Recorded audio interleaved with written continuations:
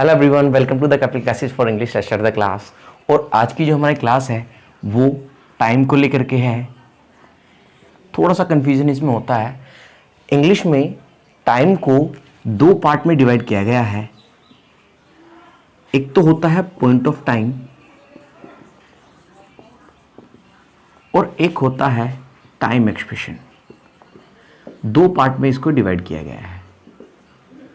आमतौर पर जो पॉइंट ऑफ टाइम है ये या तो इंडेफिनिट में यूज होता है, इंडेफिनिट कोई भी हो, present, past, future, present indefinite, past indefinite, future indefinite, और या फिर ये कंटिन्यूअस में यूज होता है। कंटिन्यूअस कोई भी हो, प्रेजेंट इंडेफिनिट, कंटिन्यूअस कोई भी हो, present continuous, past continuous, future continuous.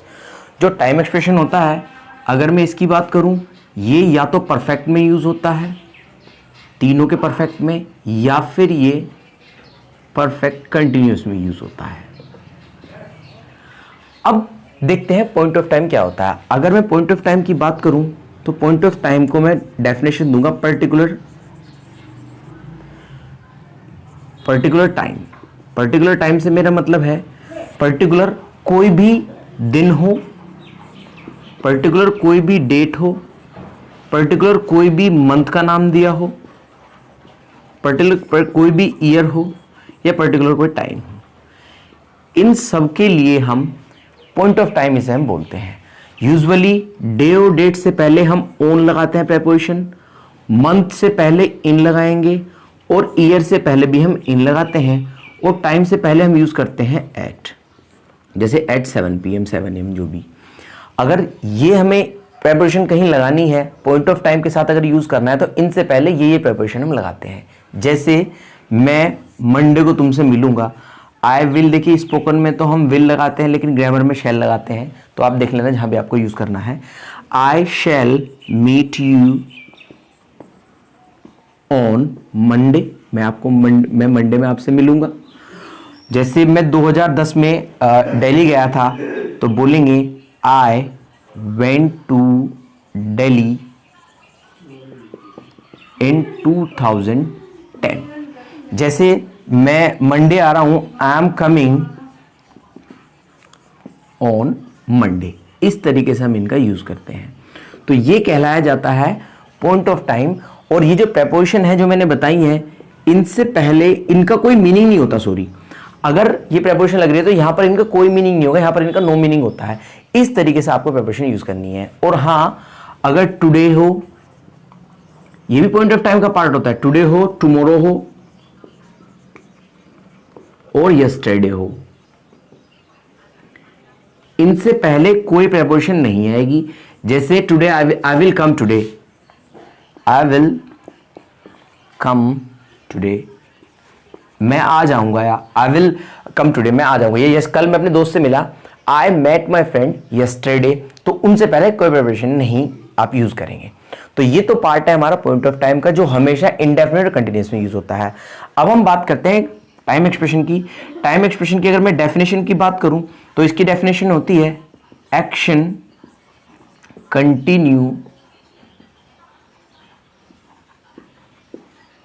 Continue with time. जो एक्शन है वो टाइम के साथ कंटिन्यू है, चल रहा है, और टाइम जो है स्टार्ट्स फ्रॉम पास्ट। जो टाइम है वो पास्ट से शुरू हुआ है। इस तरीके से, जैसे अगर मैं बात करूं, मैं पढ़ा रहा हूं, तो मैं क्या बोलूंगा, आई एम टीचिंग। तो ये तो कोई दिक्कत ही नहीं है, आई एम टीचिंग नाउ, मैं पढ़ा रहा हूं। नाउ ये एडवर्ब भी होती है, तो आई एम टीचिंग नाउ, मैं पढ़ा रहा हूं। लेकिन अगर मैं बोलूं कि मैं 2 घंटे से पढ़ा रहा हूं, तो मैं ये नहीं बोलूंगा आई एम टीचिंग फॉर 2 hours। इसके लिए मुझे बोलना पड़ेगा, परफेक्ट में मुझे कन्वर्ट करना पड़ेगा, तो उसके लिए मैं बोलूंगा I have been teaching for 2 hours। ये क्यों लगाना पड़ेगा, इसके लिए मैंने एक वीडियो बनाई हुई है, कंटिन्यूअस और परफेक्ट कंटिन्यूअस में क्या अंतर होता है, उसका लिंक है, आप देख सकते हैं उस वीडियो को। इस तरीके से ये तो हो गया perfect continuous. Present, past, future, कोई भी परफेक्ट कंटिन्यूअस उसके लिए हम यूज करते हैं। अगर मैं परफेक्ट की बात करूं, जैसे मेरे पास एक बाइक है, तो उसे बोलता हूं आई हैव अ बाइक। लेकिन अगर ये बोलूं कि मेरे पास 2 साल से बाइक है, तो इसे परफेक्ट में बनाना पड़ेगा। आप इसे ये नहीं कर सकते I have a bike for 2 years। आप इसको ऐसे नहीं कर सकते, इसके लिए क्या बोलना पड़ेगा, आई हैव हैड भी आपको यहां पर लगाना पड़ेगा, I have had a bike for 2 years। तो ये यूज, ये पता हमें, ये इसमें पता लगता है हमें कि टाइम एक्सप्रेशन क्या होता है और पॉइंट ऑफ टाइम क्या होता है। अब सवाल ये उठता है कि कहां पर तो हमें सिंस यूज करना है और कहां पर हमें फॉर यूज करना है। तो आगे हम पढ़ेंगे use of since and for. और हाँ, अगर आप हमारी लाइव क्लास ज्वाइन करना चाहते हैं तो इस नंबर पर कॉल कर लीजिए।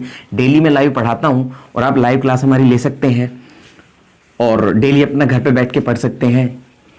टाइम आपको अकॉर्डिंग मिल जाएगा, काफी सारे टाइम है, जो टाइम चाहे वो आपको मिल जाएगा। अब सवाल उठता है, कहां तो हम फॉर यूज करते हैं, कहां हम सिंस यूज करते हैं। आमतौर पर मैं बोलूं, जैसे मैं 2 घंटे से पढ़ा रहा हूं, I am teaching, sorry I have been teaching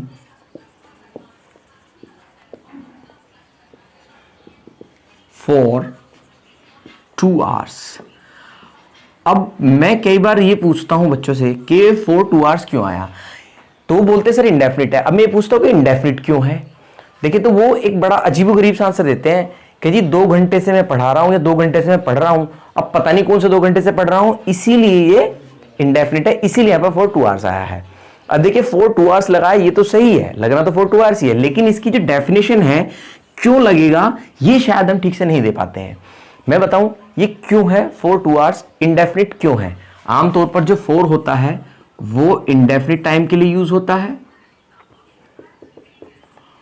और जो सिंस होता है वो डेफिनिट टाइम के लिए यूज होता है।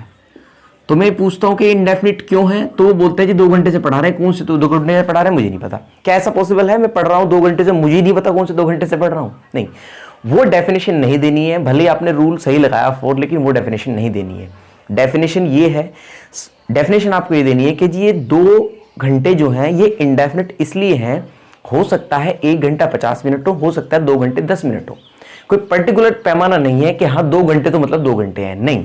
हो सकता है 1 घंटा 40 मिनट होंगे तब भी हम ये बोलेंगे 2 घंटे से वेट कर रहा हूं, और 2 घंटे 10 मिनट होंगे तब भी हम ये बोलेंगे मैं 2 घंटे से वेट कर रहा हूं या पढ़ा रहा हूं, जो भी है। अगर मैं बोलूँ 5 साल से रह रहा हूं यहां पर, तो 5 साल जो है वो इंडेफिनिट है। I have been living here, वो आएगा I have been living here for 5 years। अब 5 years क्यों आएगा, क्योंकि 5 साल में हो सकता है 4 साल 10 महीने, हो सकता है 5 साल 2 महीने हो, तब भी हम उसको 5 साल ही बोलते हैं। यूजुअली हम ऐसा करते हैं, तो इसीलिए इंडेफिनिट है, इसीलिए यहां पर 4 आएगा। और इसकी डेफिनेशन एक और, इसको और अच्छे से समझने के लिए अगर मैं बताऊं, जहां पर भी काउंटिंग हो, यानी कि काउंटिंग ऑफ टाइम, जहां पर भी टाइम की काउंटिंग हो, यानी कि किसी मिनट की काउंटिंग हो, किसी मिनट की काउंटिंग हो, किसी डे की हो, किसी डेट की हो, कोई भी काउंटिंग हो, यानी कि AN 1 2 3 4 5 मैनी हो, सेवरल हो, इस तरीके का 1 2 3 4 5 6 7 8 100 200 300 भी अगर लिखा हो, तो उसके लिए हम क्या करते हैं, 4 लगाते हैं।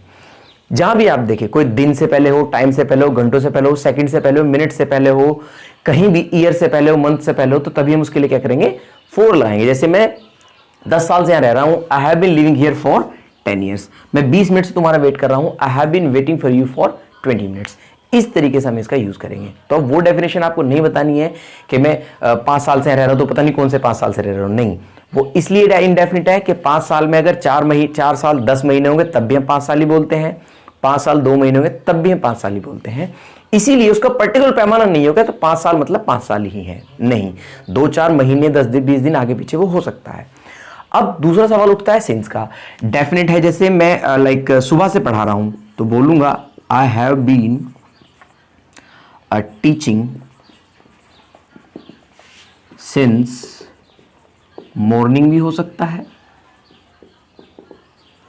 सिंस 2013 भी हो सकता है, सिंस मंडे भी हो सकता है। क्यों?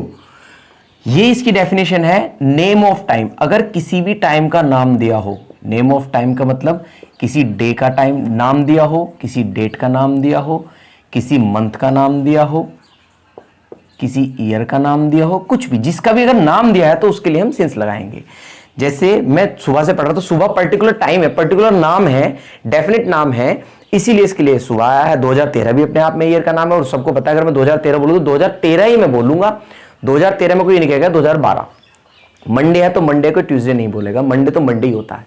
तो इसीलिए इससे पहले हमें यहाँ पर सिंस लगाना है। इसकी और अच्छा सा एग्जांपल है, यूजुअली हम एप्लीकेशन लिखते हैं तो उसमें आपने देखा होगा I have been suffering from fever since last night, इस तरीके से। तो जहां भी कोई नाम आ जाए टाइम का, जैसे एट 7 AM अगर आ गया तब भी हम यहाँ पर सिंस लगाएंगे। सॉरी, फिर तो एट नहीं आएगा, सिंस के साथ एट नहीं आएगा। I have been teaching since 7 AM, तब भी हम यहाँ पर सिंस ही लगाएंगे क्योंकि पर्टिकुलर टाइम का नाम आ गया है। तो ये है हमारा सिंस और फॉर का यूज जहां मैंने यूज करना है। और एक बात हो रहा है लास्ट। यूजुअली मैंने देखा है कुछ बच्चे ऐसा बोलते हैं कि जी अगर लास्ट लगा है, जैसे I have been studying last 2 hours, मैं 2 घंटे से पढ़ रहा हूं। अब ये सेंटेंस बिल्कुल करेक्ट है। कुछ लोग कहते हैं कि last studying for last 2 hours, तो ये सेंटेंस बिल्कुल सही है। यूजुअली हम सोचते हैं लास्ट लगा हुआ है तो यहां फॉर की जगह हम सिंस लगा दें। ये भी मैंने देखा भी कुछ बच्चों कैसे यूज करते हैं, ऐसा कुछ नहीं है। जहां भी 1 2 3 दिया हुआ टाइम से पहले गिनती कर सकते हैं उस टाइम की, घंटों की, दिनों के, महीने, साल की, भले ही उससे पहले लास्ट लिखा हो लेकिन फिर भी उसके लिए हम फॉर ही यूज करेंगे। ऐसा नहीं होता कि लास्ट लगने से डेफिनेट हो जाता है। लास्ट लगने से ना तो कोई टाइम डेफिनेट होता है, लास्ट लगने से ना कोई टाइम इनडेफिनेट होता है। अगर यहां लास्ट नाइट लिखा है तब भी सिंस आएगा, अगर यहां लास्ट 2 hours लिखा है तब भी यहां पर फॉर आएगा।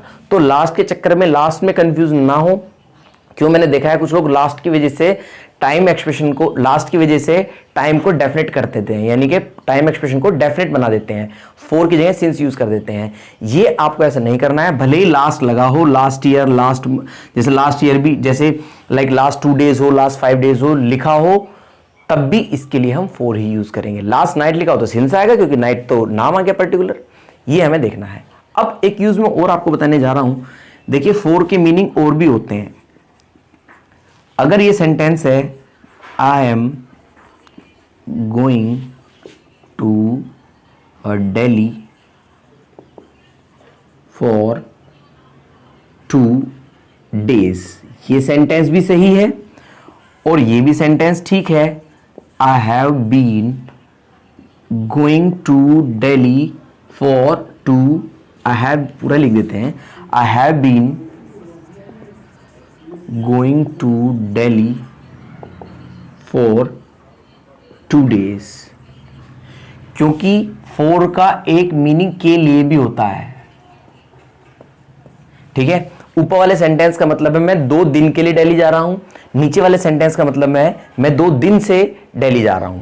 तो ये आपको ध्यान रखना पड़ेगा according to situation, according to sense. अगर आप दोनों सेंटेंस देखें तो ऊपर वाला भी सही है और नीचे वाला भी सही है, लेकिन ऊपर वाले में इसका मतलब है मैं 2 दिन के लिए जा रहा हूं कि 2 दिन वहां रुकूंगा, लेकिन नीचे वाले का मतलब है 2 दिन से वहां जा रहा हूं। तो ये दोनों में अंतर होता है। फॉर का मतलब तक भी होता है। ठीक है, जैसे ही I am waiting for you, ऐसे ही बोल सकते हैं। जैसे ही waited for me for 2 hours, उसने मेरा 2 घंटे तक वेट किया। इस तरीके से भी इसका यूज करते हैं। फॉर का मतलब तक भी होता है। और अगर नेक्स्ट की मैं बात करूं तो आप सिंस का भी एक मीनिंग होता है। सिंस का मतलब क्योंकि की सेंस जनरेट करता है। जैसे कई बार ऐसा होता है कि आपने मेरा फोन नहीं उठाया, तो हम बोलते हैं सिंस आई वॉज बिजी, क्योंकि मैं बिजी था,